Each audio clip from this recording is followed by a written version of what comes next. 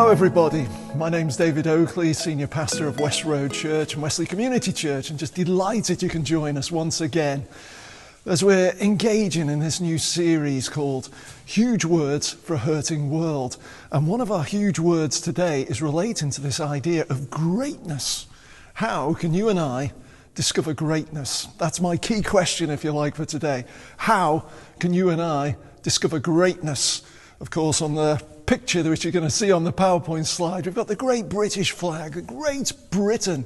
What makes Britain great?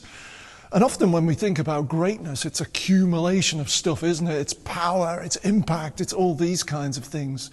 But I just want to have a little teasing out a question in a way. Is greatness not so much about grabbing, but about giving? It's not so much about accumulation, but it's about how much we can give away. Could greatness be discovered in the giving ourselves away in order to help and bless others? And so that's what we're going to think about today. And I've got 3 steps to really help reinforce this idea that you discover greatness when you give yourself away. First of all, through an inquiry. Secondly, through endurance. And thirdly, through following a great example. So they're the 3 steps we're going to unpack today to discover what greatness really is. And it's all going to be revolving around this big word called redemption. Words are incredibly powerful, aren't they? We can build people up, we can put people down. And within the Bible there's some big words. Within our Christian communities we use some huge words that aren't often used in the wider world. And redemption is probably one of those words. Actually, the word redemption in the original Greek language is found more in the Bible than any other Greek literature that is available today. It's a powerful word. It's a word that involves freedom, liberation, setting people free.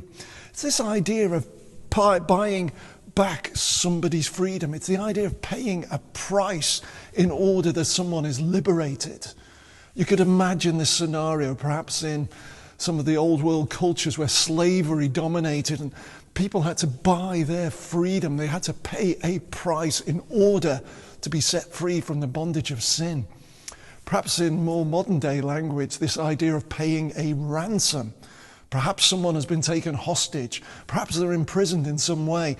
And then in order for them to be released, somebody has to pay a ransom to set them free. Someone has to pay a price. This is the concept behind this great big word, redemption. And in biblical terms, we think about it in terms of Jesus Christ. He paid the price for you and for me in order that we could be free, that we could be liberated from ourselves, from the pressures of this world, from things that go wrong.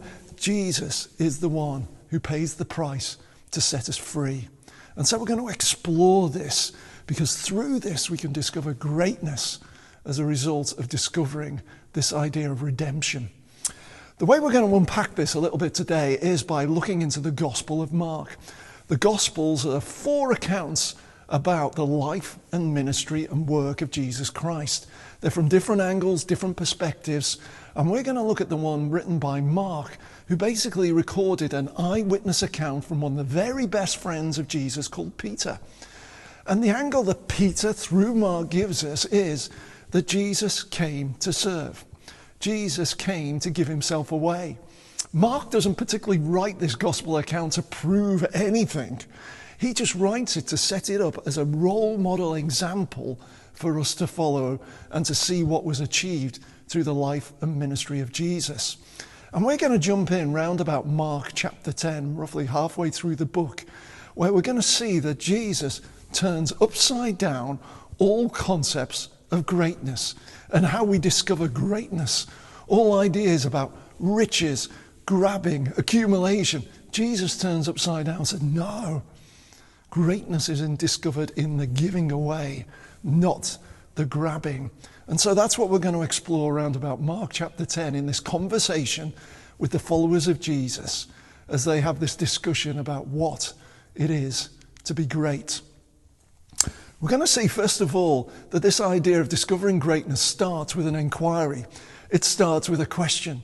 And to be honest, it's an absolutely appalling question. It's an embarrassing question. It's an inappropriate question asked by the followers and closest friends of Jesus. So I've got a question for you today. What is the worst or most inappropriate question you have ever heard of in your life? Perhaps you want to put it down on the chat or the comments, as long as it's not rude, of course. But, what is that question that you just cringe and get embarrassed because someone said? As I thought about this, my thoughts went back to a number of years ago when a friend of mine called me. He said, David, we're going to go and watch the mighty Tranmere Rovers at Wembley Stadium. We're going to watch them because for the first time in their history, they were going to play at the National Football Centre that we call Wembley Stadium here in Britain, in London. And so a gang of us got together for the weekend to head down from Liverpool down to London. And we got all cultural. We went to the theatre. We went to watch the cricket at Lord's. I tried to spiritually advance my friends by taking them to church on Sunday morning. But then, Sunday afternoon, it was all about going to Wembley to see Tranmere. And on the way, we're going along Wembley Way, and we just reached these steps, and there was a little huddle of people around a man just laid out on the steps, and he was quite an elderly man, probably late 70s, early 80s. So we went over just to see if we could help. And this poor old man was gasping for breath, and he goes, "Oh, I'm heartbroken. I've followed Tranmere Rovers for over 70 years, and the first time ever to watch them at Wembley, I'm not going to make it because my heart is giving out on me." And of course, we're surrounded to him. We're being sympathetic. We're trying to support him. We're trying to get an ambulance to him and help him out. And in the midst of all this, some guy comes along and he says this. He says, I see you're struggling there, fella. Any chance I could have your ticket? Talk about an inappropriate question. This guy who's dreamed of seeing his team play at Wembley in a cup final. And some guy just steps in there. I know you're kind of struggling for breath and ill health and all the rest of it. Give us your ticket. Well, this is the kind of inappropriate question that the followers of Jesus asked him. You see, as we jump in at Mark chapter 10, verse 35, Jesus had just been telling his followers, look, we're going to go down to Jerusalem. And there, I'm going to have an encounter with people that means I'm going to be arrested, I'm going to be flogged, whipped, mocked, despised, and eventually crucified, the most horrific death anybody could face. And as Jesus is sharing that, you'd think his close friends would come up with some great questions. Jesus, how can we support you? Jesus, how can we help you? Jesus, how can we come alongside you at this time? What can we do? But instead, we read this. James and John, the sons of Zebedee, came to Jesus. Teacher, they said, we want you to do for us whatever we ask. What do you want me to do for you? He asked. They replied, let one of us sit at your right and the other at your left in your glory. Did you spot the inappropriate question there? Jesus pouring his heart out about this fearful future. And two of his very best friends say, yeah, that's nice, Jesus. Enough about you. Let's talk about us. Any chance we can be enthroned with you? Any chance we could have this great position of authority and fame and glory with you? It's almost like they missed everything Jesus was saying about suffering and giving himself and paying that redemption price in order that others could be set free. Straight away, it just feels inappropriate. They come to God, the Son of God, Jesus, and they said, we want you to do for us whatever we ask. How outrageous is that? It'd be like me hammering on Buckingham Palace and shouting at the Queen, saying, hey, Queen, will you do for me what I ask? It's just inappropriate, isn't it? This is what these guys are doing. But Jesus is gracious, and he kind of says, okay, I'll humor you in this. What do you want me to do for you? He said, let us sit on the right and left hand in your glory. In a way, there is a little hint of hope there, isn't there? They do recognize that Jesus is bringing in a kingdom.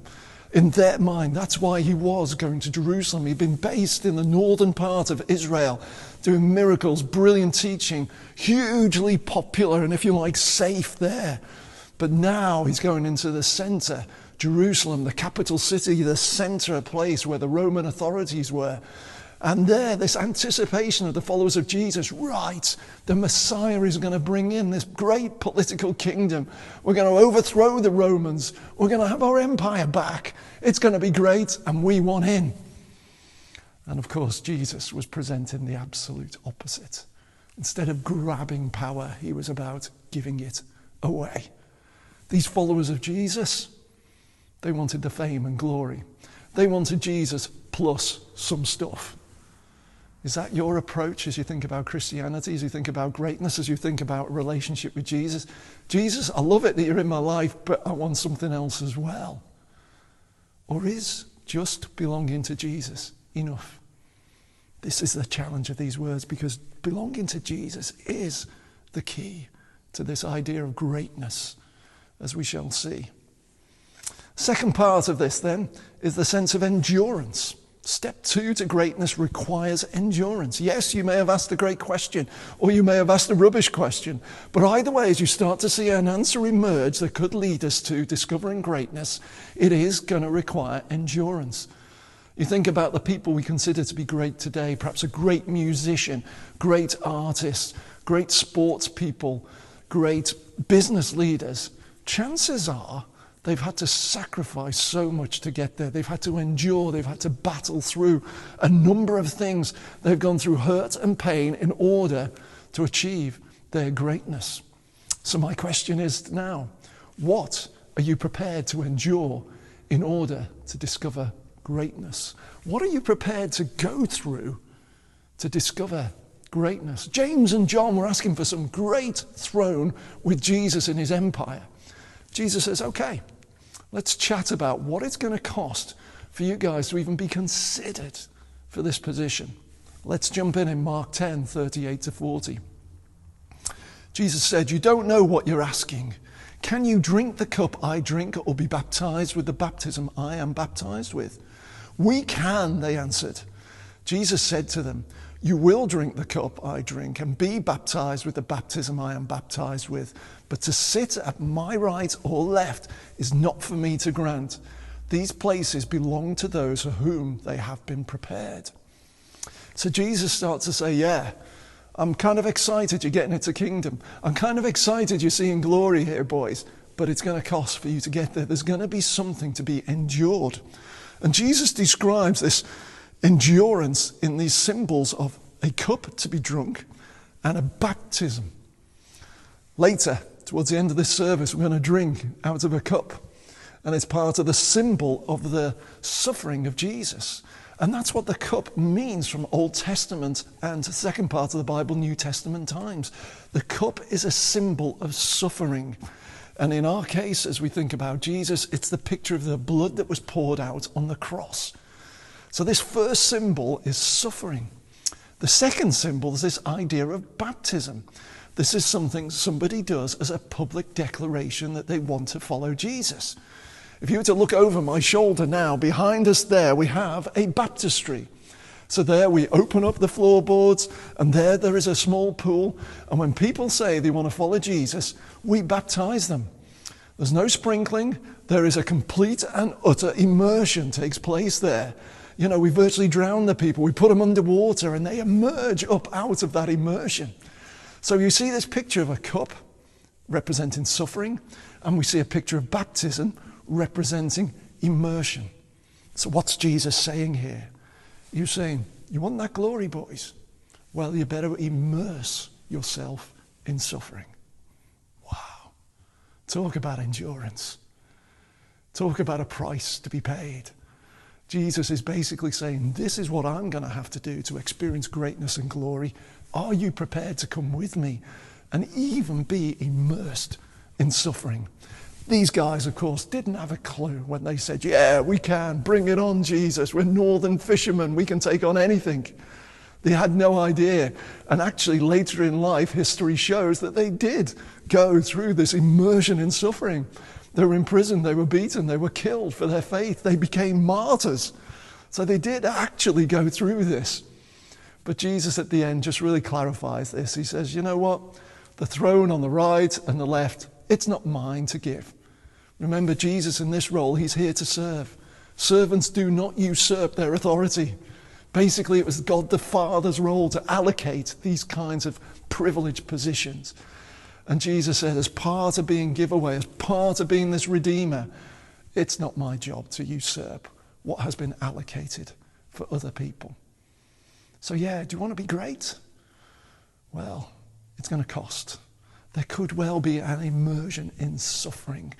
And as you become generous and give away, often that can be painful, it can be sacrificial, and it can be difficult. But to discover true greatness, this is the process we've got to go through, because this is what Jesus went through. Which brings us on to our final point. Step 3 to greatness means following an example. If I was to ask you, who is your role model? You may name a number of people. Chances are, if it's a human role model, they're flawed. They have their failures, their shortcomings, their problems, their issues. And that's why I really want to encourage you to look at Jesus as your role model. Even though he's human, he was God. No flaws, no imperfections. He set the tone. He set the standard. When he said to these followers, you know what, you need to embrace suffering. You need to embrace generosity and being a giveaway. He lived it out. There was no hypocrisy with Jesus. He didn't just talk a good game. He lived it as well. He was their role model, if you like. And even these disciples, the followers of Jesus, these people we hold in high esteem as the founders of the church, we see their imperfections. We've seen it from James and John. Let's listen about the rest of them now in Mark 10, 41 to 42. When the 10 heard about this, they became indignant with James and John. Jesus called them together and said, "You know that those who are regarded as the rulers of the Gentiles lord it over them, and their high officials exercise authority over them." Jesus calls the guys together. He realizes if he doesn't nip this thing in the bud, they're going to have real trouble to function as a good team. If people are trying to usurp authority over others, if jealousy is reigning and ruling, if there is indignance and anger and bitterness, this isn't going to be great for a team approach, if you like, in order to found the church and grow the church in the future. So Jesus says, time out. Come on, boys. Let's come in together and have this teaching moment. And what he asked them to do is have a look around you. You look back on your experiences. Look at these Roman rulers who oppress our current country of Israel at that point in time. He says, how do they rule? How do they reign? And obviously it came out across them. They exercise authority over people. They abuse their power. They become tyrannical. They become mini dictators. And we know that to be true today, isn't it? You give someone a little bit of power, often they become tyrannical, they become dictators, they become the person in charge, and they use and abuse others to feather their nest, to improve their life, don't they? You may have seen it in your workplace. Someone gets a little bit of extra responsibility and you think they're allowed to take over the whole world. Or maybe at school as a teacher, or maybe even within your own family there's somebody who just likes to be a little bit large in placing their authority over everybody else. Jesus says, look around you. This is the example that's out there. When someone gets power, they grab it with both hands at the cost and price of other people. So as Jesus points to this example, what does he say? He says, not so with you in Mark 10, 43 to 45. Instead, whoever wants to become great among you must be your servant. Whoever wants to be first must be a slave of all. For even the Son of Man did not come to be served, but to serve and give his life as a ransom for many. So here is the alternative role model that Jesus is offering here. And it's not just some idealistic approach. He's saying, actually, I am the role model you are to follow. And he drops down into a little bit of detail here. He said, you want to become great, you must become a servant. Greatness is discovered not in grabbing, not in accumulating, it's in giving away. It's in serving and helping and supporting and looking after others. And you might say, yeah, I can do a bit of that. But do you notice there was a second element to it? Jesus says, whoever wants to be first must be slave of all. Doesn't say servant, he says slave. Big differences between a slave and a servant. A servant is someone who offers their services. A servant is someone who gets paid. And when they finish their job, they can move on and take on another role, another job, if you like. Not so with a slave, because a slave belongs to somebody. A slave belongs to their master. They can't switch off. They can't turn off. They can't say, time out, I've had enough, because they belong to somebody else. A slave in Roman times was viewed as a piece of furniture that breathed. Think about the furniture in your house. Don't we push and shove it around for our own comfort, to put our feet up on it, to sit on it? This is the picture of what a slave is. A slave exists for the master's comfort, if you like. And Jesus says, you might be comfortable being a servant, but are you prepared to be a slave? No rights, but just that sense of, I belong to somebody else. Do you see the power of this teaching? And Jesus said, what I'm asking you to do is what I've done in leaving heaven to come down from earth. Even though as a son of God, this is the approach I've taken. I've served others. Why? Because I've become a slave to my Father in heaven to carry out his will and his purpose. And we see this unpacked in final detail, verse 45. Uses this term, the Son of Man. If you like, this was a veiled expression that Jesus used about himself.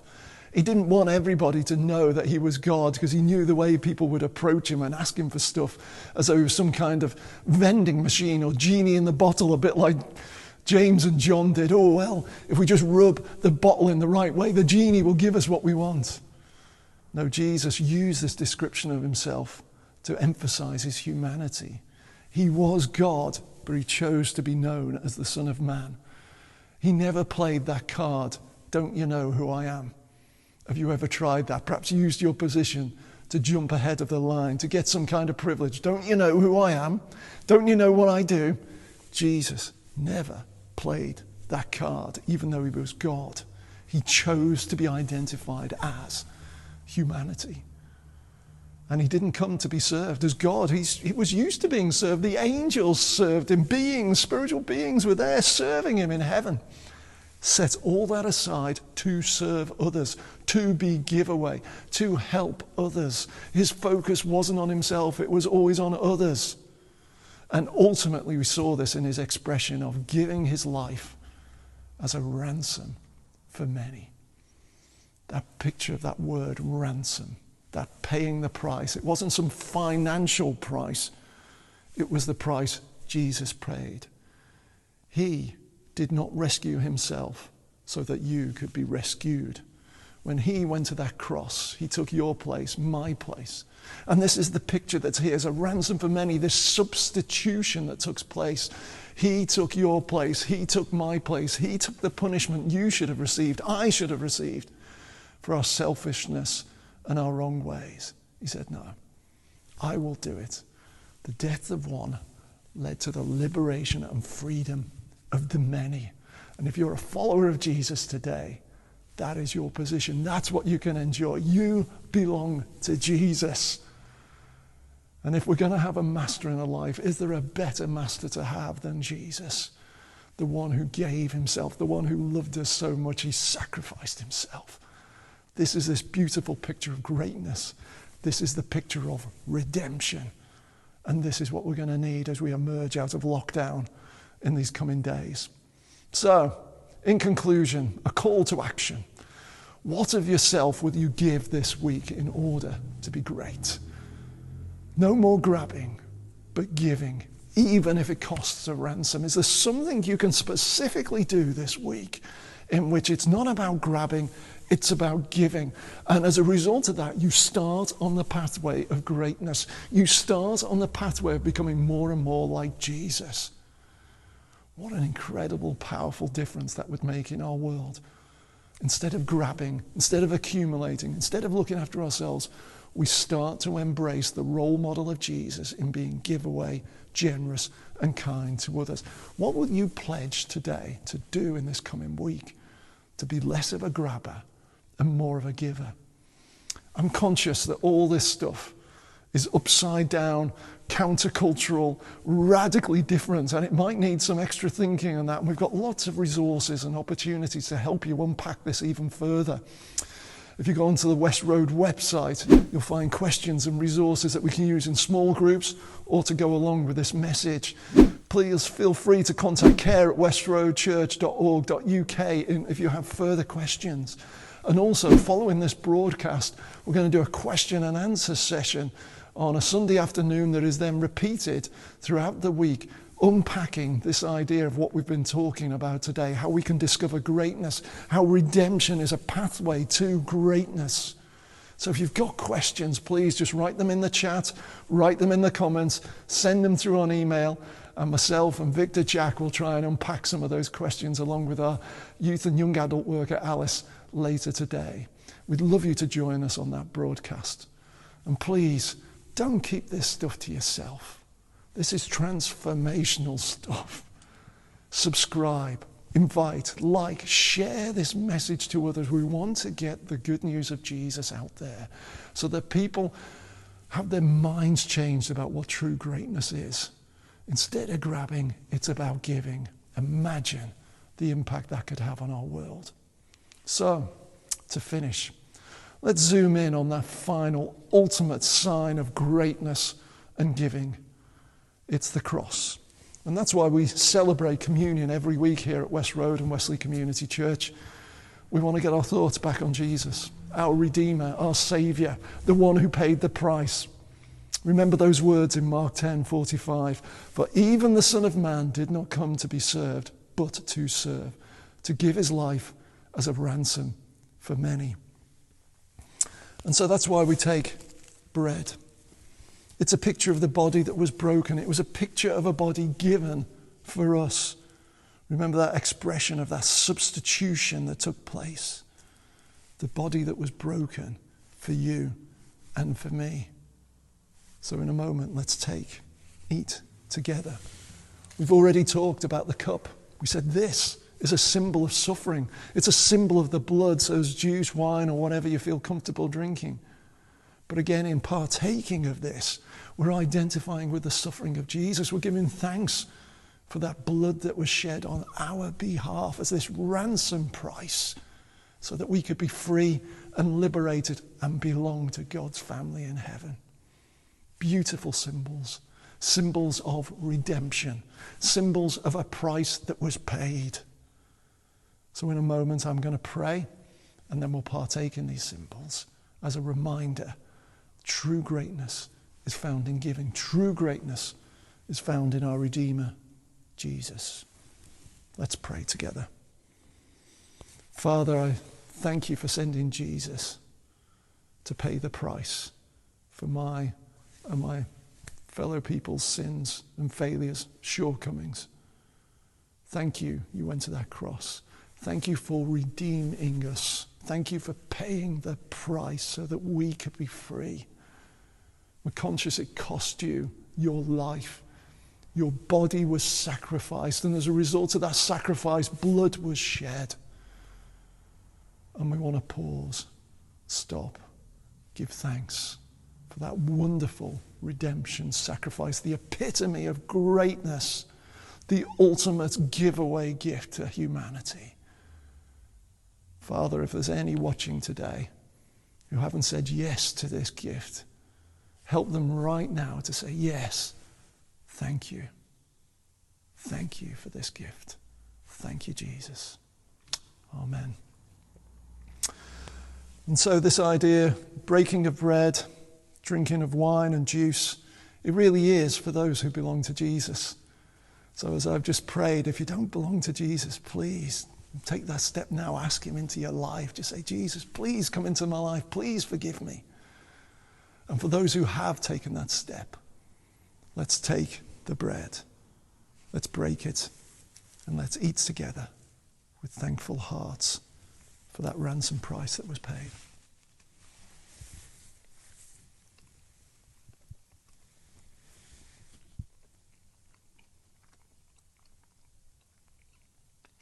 In the same way, let's take the cup, let's drink and give thanks for the suffering that Jesus went through so that we could be liberated.